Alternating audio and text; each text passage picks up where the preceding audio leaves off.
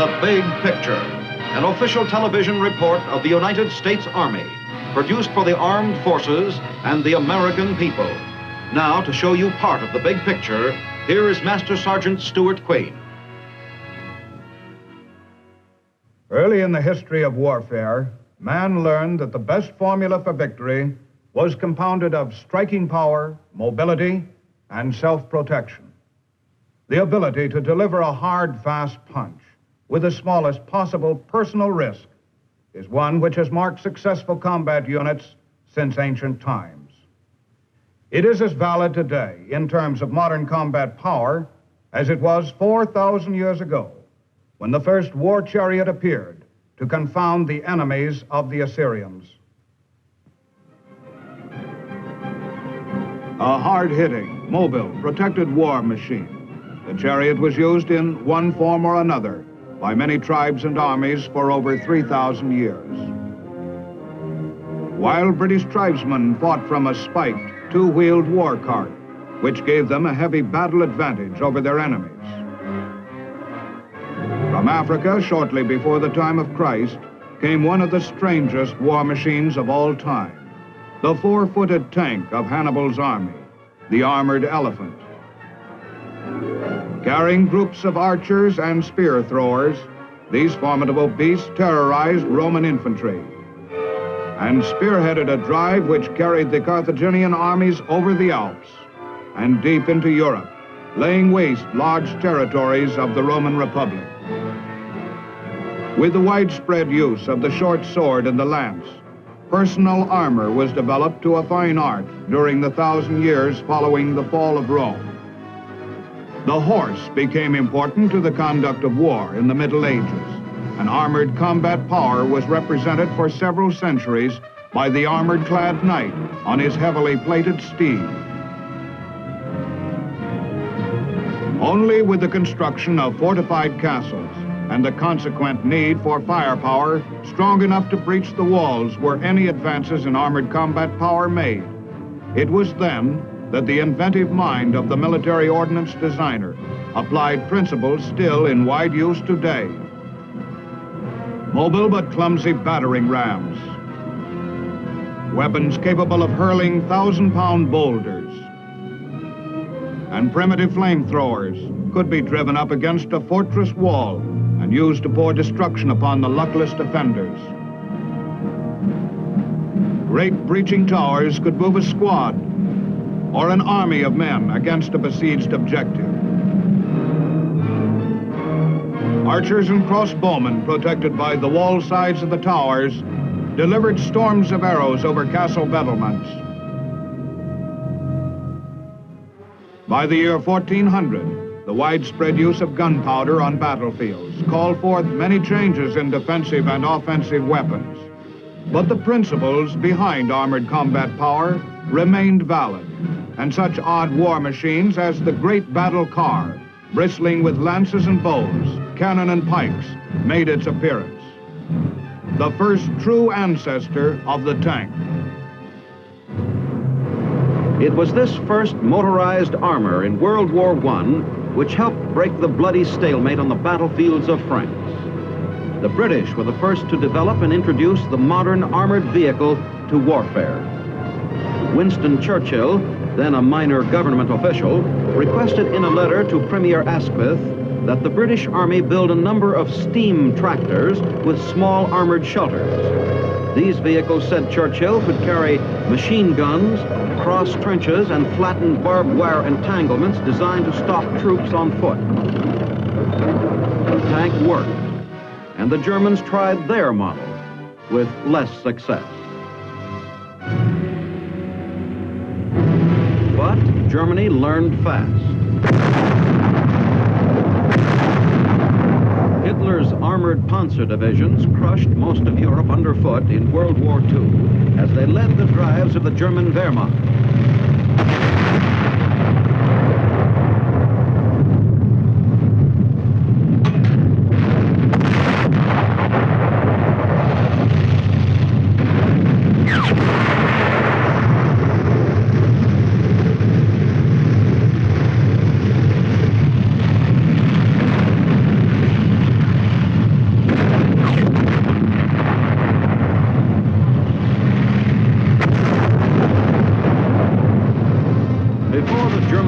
blitzkrieg machinery could be stopped, the Allies had to field armored firepower too. It was more than a match for the Nazis. When the tide of war turned and our invasion forces plunged a motorized spearhead deep into the heart of Germany, American armored combat power played a major role in securing an Allied victory. Once again, on the barren, treacherous hills of Korea, armor bared its teeth and helped decide another fight in favor of free men. Functioning sometimes as close cover support for infantry action, sometimes as artillery, American tanks and other armored vehicles helped drive the Red enemy from South Korea.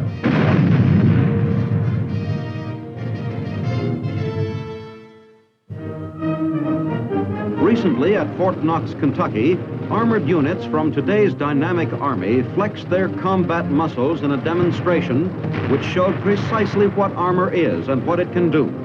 With its capacity for movement, massive firepower, and built-in protection, the shock action of a modern armor team, backstopped by strong supporting weapons,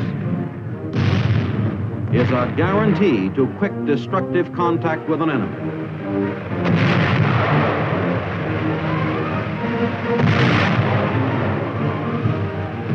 Though scattered widely for protection, armored forces are closely bound by a precise and efficient communication system.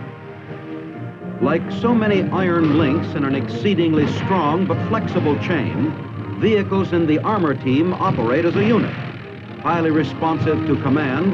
Tanks, armored infantry, and other elements move with a single purpose toward their mission: to seize the initiative in combat and keep it. Mobility and the shock action of its firepower make armor capable of fulfilling this mission on almost any kind of battlefield. The vehicles and weapons which make up the fighting core of armor are tough and deadly. Among them are the M84 Carrier for the 4.2-inch mortar, the M42 with twin 40mm guns, the M41 light tank, the M47 medium tank, the M48, a newer medium tank, the 105mm howitzer, the 155mm howitzer, and the armored infantry vehicle. In addition, there are larger, more devastating weapons. The self-propelled 8-inch howitzer, capable of firing atomic projectiles, and the Honest John rocket, another weapon having an atomic capability. Both of these are today integral to armor's combat power. All of the weapons except the Honest John provide armor protection for their crews. A demonstration of the firepower of these weapons shows their destructive effect on a battlefield. The M42 with twin 40mm guns is used to provide not only ground support, but also defense against low-flying aircraft. When it is used as a fully automatic weapon, it fires 240 rounds a minute. Here's an example of what it can do.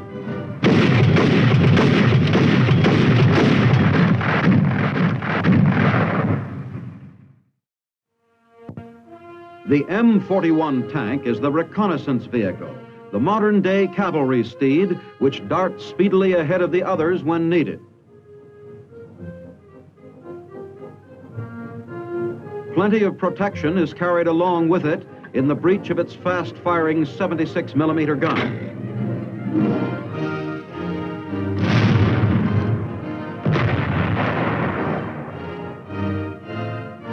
The M47 medium tank is equipped with a heavier gun, a 90mm, whose range is greater.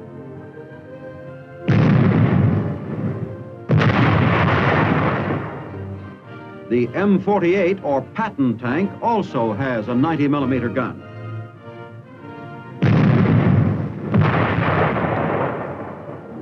The M52 105mm howitzer provides support from close range for the armor team. Usually it is used for indirect or unobserved fire. Here, however, can be seen its direct fire capability.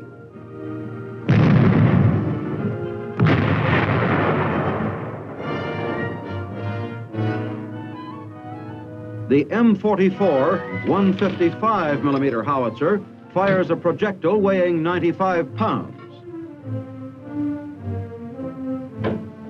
This weapon also provides close fire support for the armor team. It too usually employs indirect fire, but its direct fire demonstrates its force.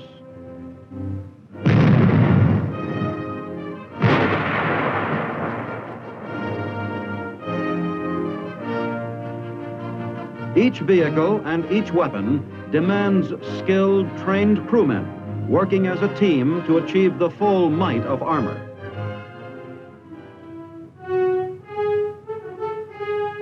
The armor team has two basic elements, the tank platoon and the armored infantry platoon. The tank platoon has 5 tanks.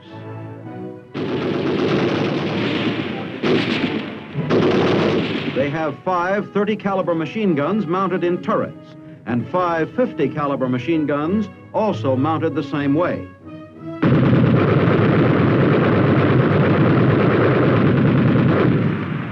The tank platoon's primary armament consists of 5 high-velocity 90mm guns.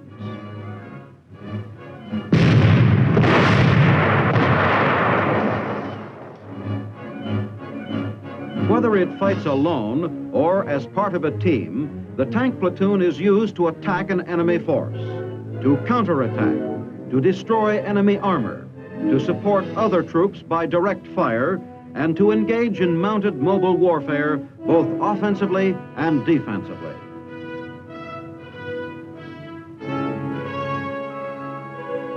The armored infantry platoon, the other member of the team, gets its mobility from armored vehicles which enable the infantrymen to fight in conjunction with the tanks on the battlefield. This platoon is able to support the tanks by fire and maneuver in both offensive and defensive combat. The platoon has 3 rifle squads and a machine gun squad. There are 47 individual weapons and 2 .30 caliber machine guns manned by crews.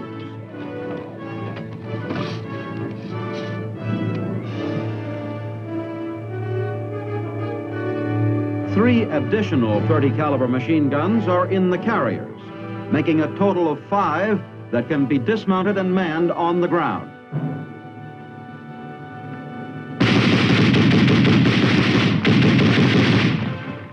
A .50 caliber machine gun is also mounted in each of the vehicles.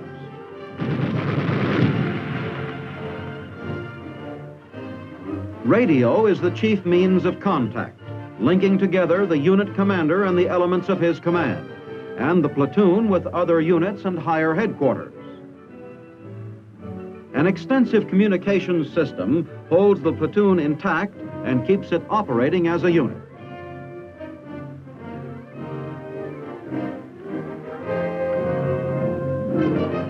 Each armored infantry squad carries a portable radio.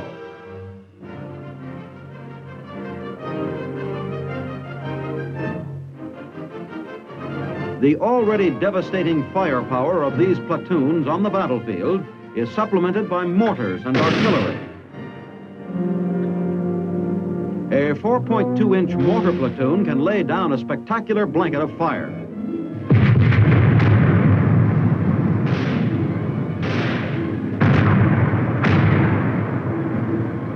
The air bursts fired by a battalion of 105mm howitzers present a lively show. This type of fire is most effective against enemy troops in open fields or in foxholes.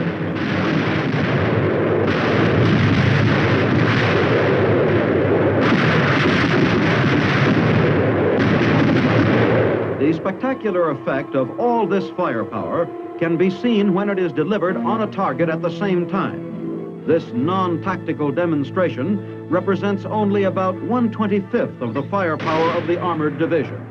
The support elements lead off.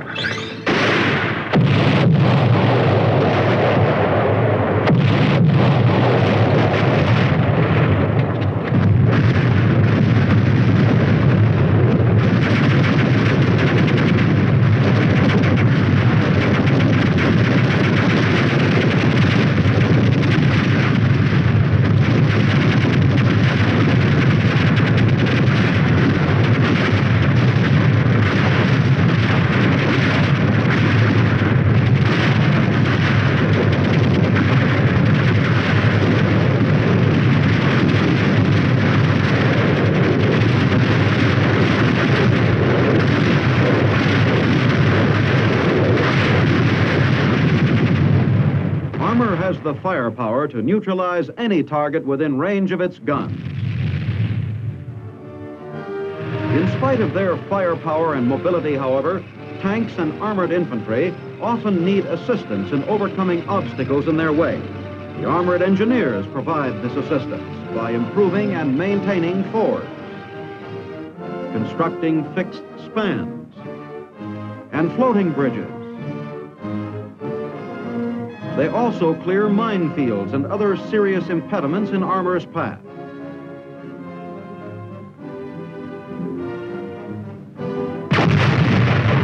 To assist armor's movement, the armored engineers use not only tools that are part of their organizational structure, but expedient means dictated by the necessity of the moment. The scout platoon is another valuable partner for the tanks and armored infantry. Moving ahead of them, it can provide advanced security or flank security. It guides other units during movement.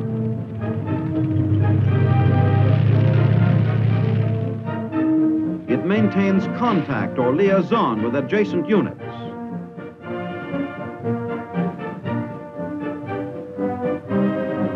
And it serves as the forward eyes in finding out about the terrain, the bridge capacity, and the position of the enemy.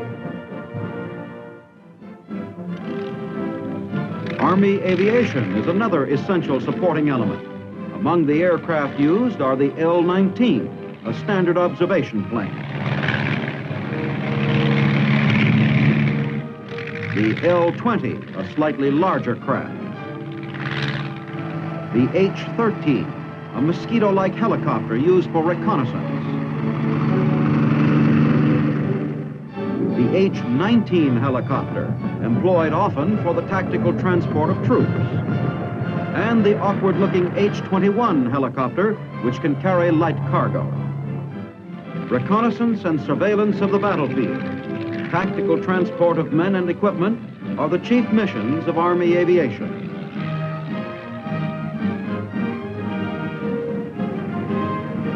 Like the fixed-wing aircraft, the helicopter can be used as an elevated observation post to locate targets and adjust the fire of armored units in the field. Army aircraft, with its invaluable speed and flexibility, gives the commander a means of exploiting to the full armor's own mobility, its firepower and shock action. There is yet another support available to armor, and a powerful one. The tactical support given by the Air Force. Fighter bombers can blast a target with a wide variety of bombs, rockets, and napalm. Here is an example of the tactical support the Air Force provides. A forward air controller belongs to the Air Force, but working with armor spots the target from the ground. Back at the base, the fighter bombers take off.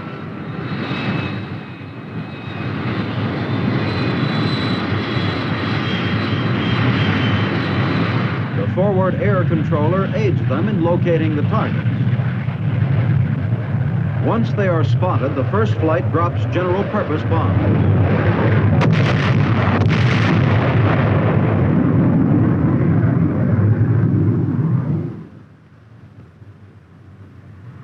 next flight uses machine guns and rockets.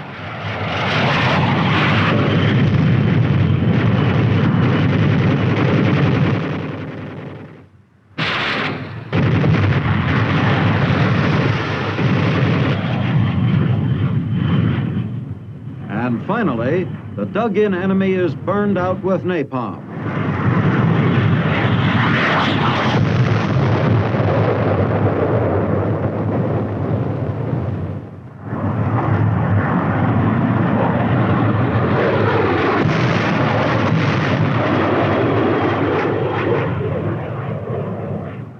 The deadly napalm is dropped in a veritable blanket of destruction over the enemy's position. This rain of devastation from the air softens up an entrenched enemy who would be difficult to dislodge with ground weapons alone. The searing napalm paves the way for assault by armor. If war were ever to be fought on an atomic battlefield, an attack by armor could be supported with atomic weapons. Such an attack can be vividly demonstrated by our Army. Enemy forces occupy strong points along the high ground. Our armored units are located here.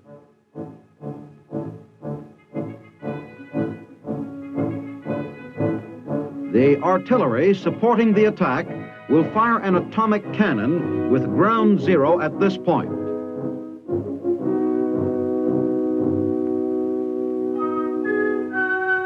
During the attack, the camera will follow an armored team consisting of a tank company with an armored infantry platoon attached.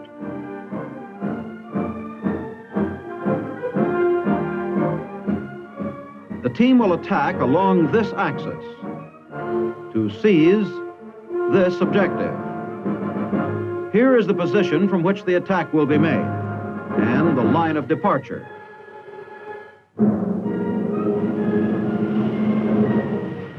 The tanks, followed by the armored infantry, move into the attack position.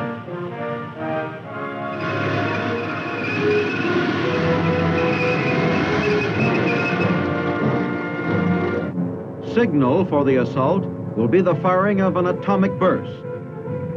15 seconds to 0.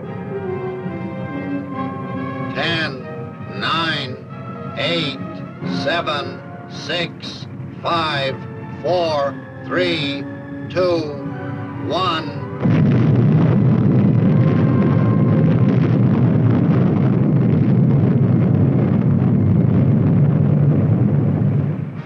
The team moves toward the line of departure.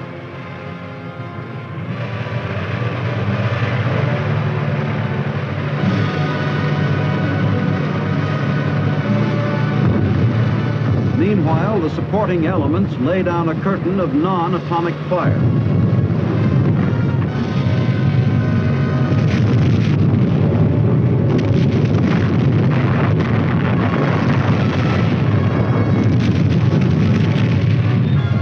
The armor team you are seeing represents only 5% of the combat power of an armored division. Like a deadly tentacle, it moves over the terrain, reaching deep into the heart of the enemy's forces, destroying pockets of resistance which have survived the atomic burst and supporting artillery fire.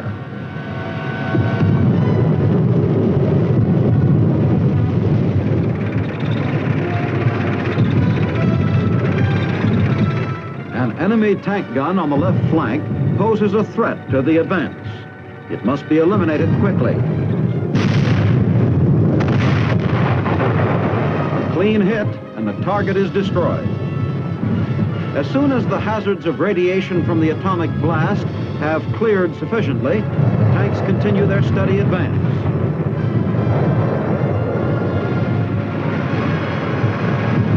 A platoon leader calls for artillery fire on an enemy strong point which stands in his way. At the Artillery Fire Direction Center, the firing data is prepared and the guns respond.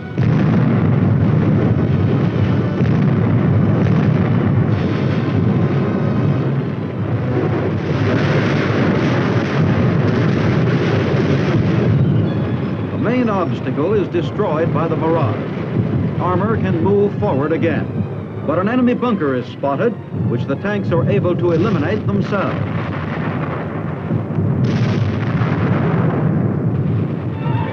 Under the cover of continued artillery air bursts, the team advances.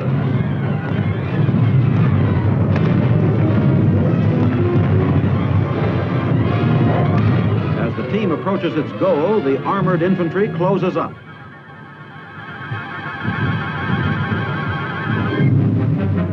Prepare to dismount is the command passed by the platoon leader. Before giving the order to dismount, the team commander asks that the artillery shift its fire to enemy positions on the flank and rear of the enemy's forces.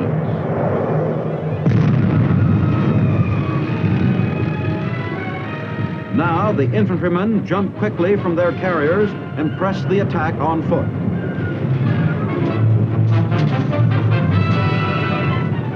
Cautiously, they move forward with the tanks.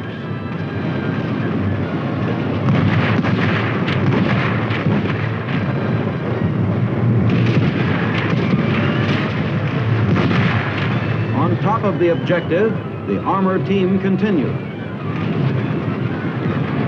while the infantrymen wipe out whatever enemy resistance still remains. The commander reports a success. Our objective is taken.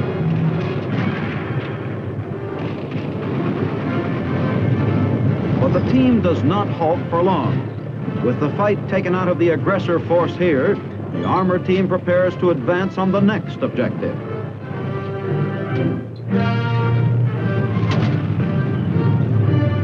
Mobile, rugged, and strong, a rolling mass of destruction, armor churns its inexorable way through the heart of the enemy's defenses, grinding toward the ultimate objective, triumph on the battlefield.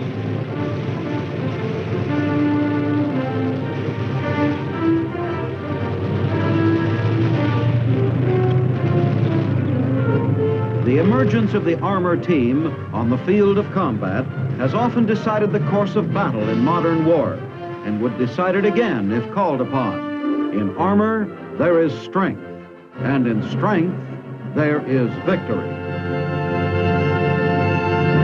Aggressively powerful, fast and mobile under all conditions, the armor team in your Army is a forceful deterrent to any would-be aggressor of the future.